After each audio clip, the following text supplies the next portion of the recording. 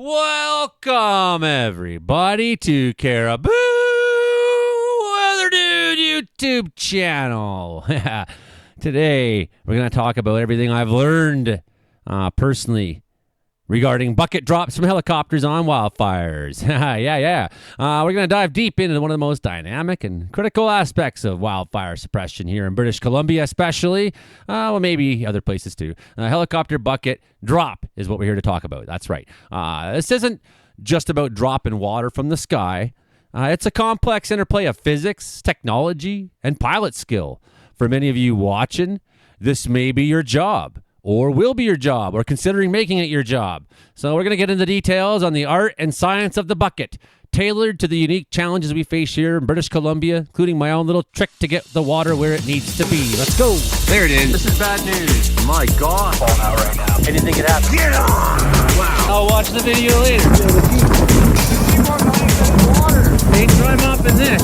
Before we start with the basics, hit like, share, and subscribe and tell a friend. Caribou Weather Dude is back again with another episode here on the channel. Okay, well, we're going to talk about the basics now, and that's the bucket. Here in BC, we primarily use the collapsible bucket. So it's like designed for rapid deployment and efficient water pickup. The materials are incredibly robust, able to withstand the repeated stress of scooping and dropping thousands of gallons of friggin' water.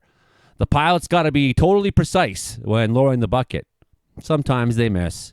Most of these guys, though, are amazingly good. And almost all of them are, okay? So if you go too shallow into the water, you won't get a full load. And it takes some precision there, too. And if you go too deep, you could damage the bucket or even destabilize your helicopter. What if you get caught in a deadhead under the water? You didn't know it was there, right? So these guys, they got to be really, really gentle with what they're doing. The physics are fascinating. The helicopter's rotor downwash creates a low pressure area, allowing the water to be drawn into the bucket easier. It's a delicate balance of power and control through every step of the process. Okay, once the bucket's full, the pilot's now going to transition into a drop phase. This is where the real skill comes in. The drop pattern can vary significantly. A direct hit, often used for hot spots, requires pinpoint accuracy.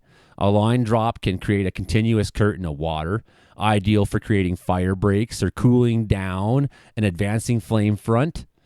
An area saturation drop, on the other hand, tries to cover a wide area, which can dampen down large sections of the fire, cool it down even, maybe try to reduce the activity of the fire, its behavior.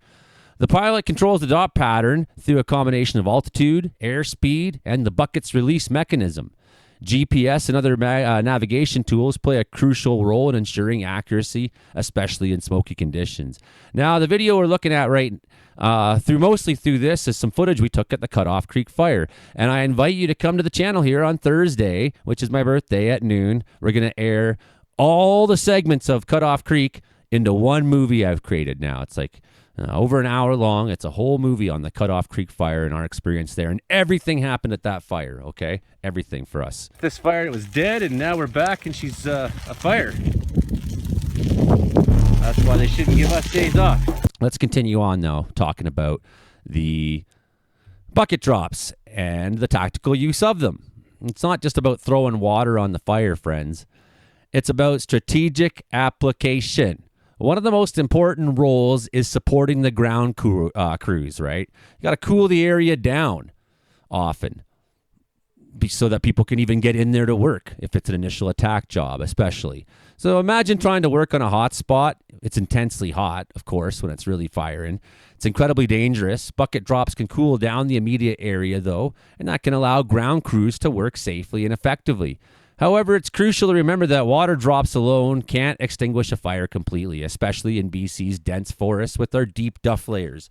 It's a tool, not a silver bullet. We use them in conjunction with hand crews, dozers, and other resources. It's the ground crews that put the fires out, friends. You have to understand that.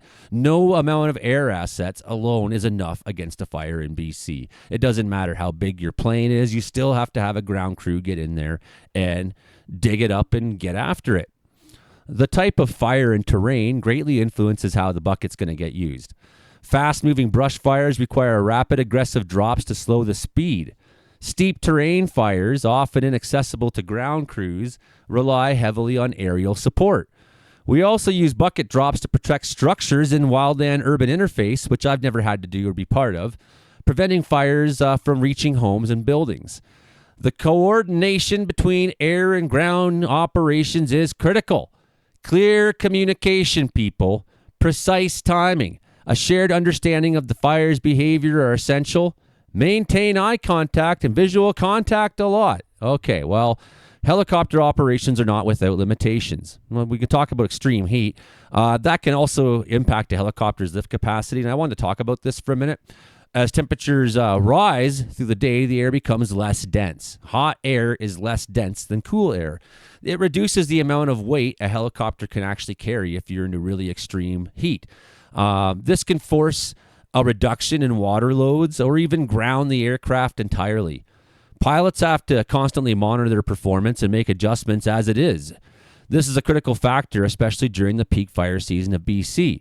And now I'm talking about something in particular here because people said to me in the past, how come there was no helicopters hitting it? And there were specific circumstances they were talking about where this came up. So one of the examples that was really obvious was the 2021 heat dome. That saw temperatures in Lytton, BC, of course, reach the staggering 49.6 Celsius, setting the all-time Canadian record. Under those conditions, and especially in the challenging terrain of the Fraser Canyon, helicopter operations were impossible. The rising air currents, especially from the heat of the canyon and the topography, with that reduced air density, would make it extremely hard to control any aircraft, particularly if it's carrying a heavy water load. This is a critical point the public doesn't seem to understand, I don't think. I've received a lot of complaints about the lack of aerial support during the Lytton fire and a couple other fires that were much like it when the temperatures were in the 40s. The reality is flying in those conditions would have been really dangerous for the pilots, but also anybody on the ground, of course. The physics of flight dictates that air density is a limiting factor. If any of you were in air cadets, like I was, and you went to ground school to fly gliders and whatnot, you know all about this. Those decisions weren't made lightly. The safety of pilots and ground crews is a top priority. It's more important than anything. The safety of everybody is the most important thing. That's what's our goal when a fire is going on. Goal number one to triage is to make everybody as safe as possible. That includes the ground crews and the pilots. And of course, wildfire crews take a lot more risks than you ever will in your jobs as it is. But still, the public safety, the safety of everybody involved, that's number one. It's just trees. Sometimes it's just houses. It's not worth it to lose lives. And we, until 2023, had a great record in BC of not losing people's lives, okay?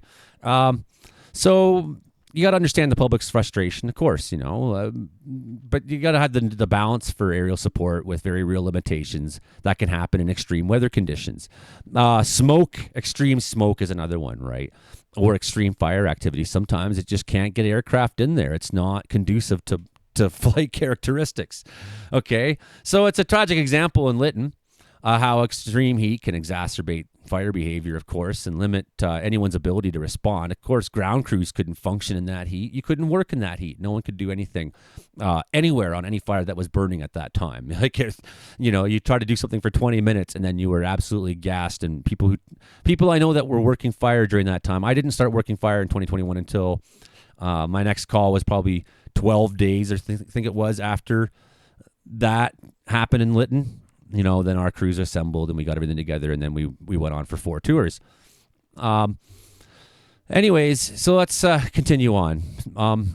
Despite all these challenges that happen, bucket drops remain a vital tool in the arsenal. Smoky conditions, like I just said, adds another layer of complexity. And visibility can be really limited, making navigation difficult and sometimes impossible to locate your target. Pilots rely heavily on their instruments and experience and their ability to interpret visual cues, but also they rely on sight, especially with wildfire pilots. They rely on sight more than your average pilot does, who logs in a flight plan, gets up and flies their flight plan. Okay, we're flying our Dash 9, Dash 8 aircraft from Quesnel to Vancouver. This is our flight plan. That's how a lot of flight is for a lot of pilots, okay? So visual And of course, there's more air assets moving around out there sometimes. Visual control of the area. Of course, it's, and if it's too smoky, well, okay, what about communication with ground crews as well? So we have radio frequencies often that are assigned to air command or air ops, hand signals, other communication protocols to maintain situational awareness and ensure operations that are safe. It's a high stakes environment, of course. You got to be vigilant and have precise control. Sometimes you can get a lot closer to that bucket drop than you think, especially helicopter buckets don't tend to be a lot of water at once. You'll take a beating from above if you get hit. But I mean, honestly, sometimes crews are working really close in with helicopter support. I have a lot of times. And you become very comfortable with the pilot. Okay, but there's vital communication that's got to happen between ground crews and pilots. And it's a dance of coordination, of course, that's essential for effective drops. So pilots, they're not in the same radio frequency as the ground crews, so you got to establish clear communication. They don't necessarily know what's going on at the ground level in terms of, like, I know what the next crew next to me is doing, what they're doing. The pilot, they have their own channels. Generally, unless you're on a really small fire or it's like you're an initial attack crew and you're with one helicopter, maybe you're all on the same channel at that point. But okay, anyways, this can involve verbally directing the helicopter to your location. So I could think of one, for example, where I'm like, I see you, I'm at your 9 o'clock. You seem to be about 2 kilometers out. And then the pilot kind of turns the helicopter, he starts coming my way. Okay, yeah, I'm like, now I'm at your 11. He makes an adjustment. Yeah, you're coming right at me now. Good. Now do you see me? See our crew? Oh, yeah. Now the pilot says, okay, I got you. Pinpoints the location. Sometimes you have GPS coordinates and you're like, okay, this is our location. But often what's happening is you've been in an area for a while and you've worked with the pilot off and on. They know kind of roughly where you are, depending on the situation, of course. Like I've been on many fires where the pilot was well aware where we all were, even if they didn't know, the exact details of our day, like I said earlier. So visual cues are really easy, if everyone's there together. Then you need to guide the pilot to the precise drop location. They need to know where you want the water. Sometimes it's like some burning edge that's really way too deep for you to dig up and actually get any effective result on. There's nowhere to put the hot stuff, this and that. So some crews will use flagging tape and mark a big X out to mark the target area.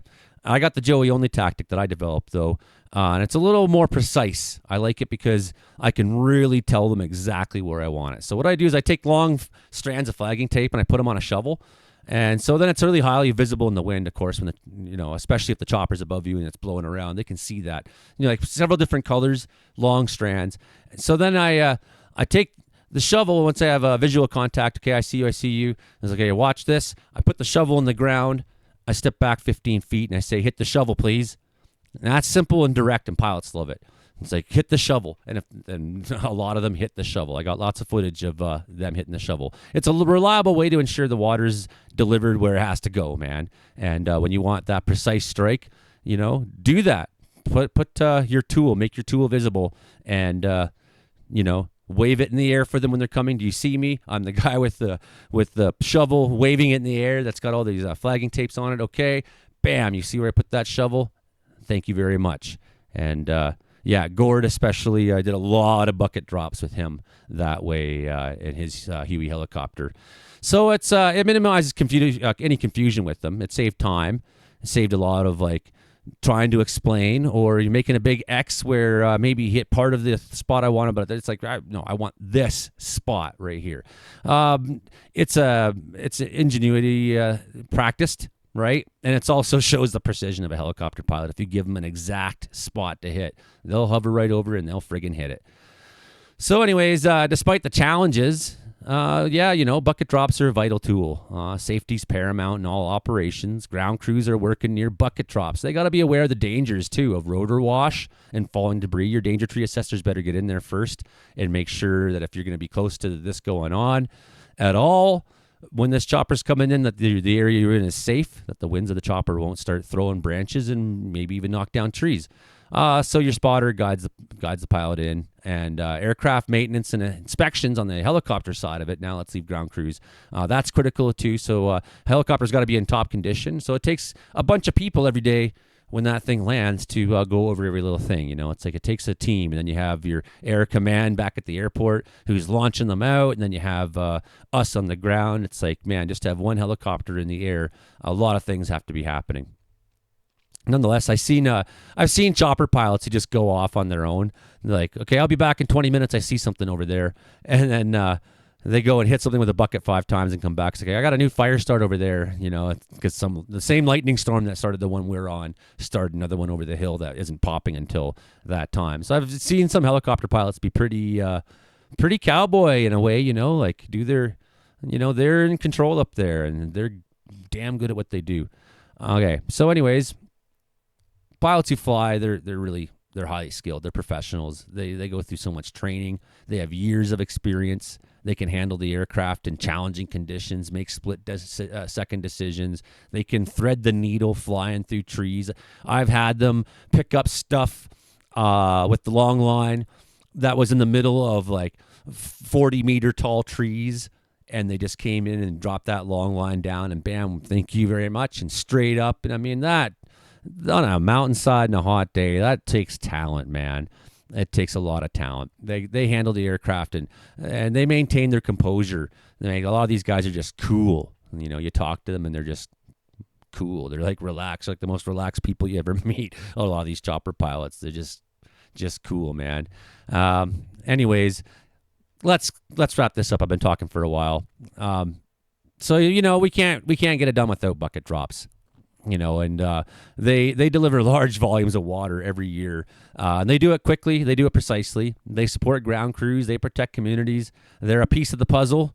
Wildfire suppression's complex. It's multifaceted. It's not a simple thing. It's just putting water on it is not. It's not what you think. To make sure a fire is out and stays out, it requires a combination of air and ground resources. We rely on the skill and dedication of the pilots, ground crews, and support personnel. So thank you for joining me here for looking at the in-depth look at helicopter bucket drops, specifically in the context of BC wildfires and the unique tactics involved. Remember, fire is a powerful force. We got a role to play in preventing wildfires. Call them in. You see smoke, call it in. Prepare your house. Do all that stuff. Communities get prepared. You know what I'm saying. Stay informed. Respect the power of nature. Hit like, share, and subscribe too. Okay, everybody, that's it for me. We'll see you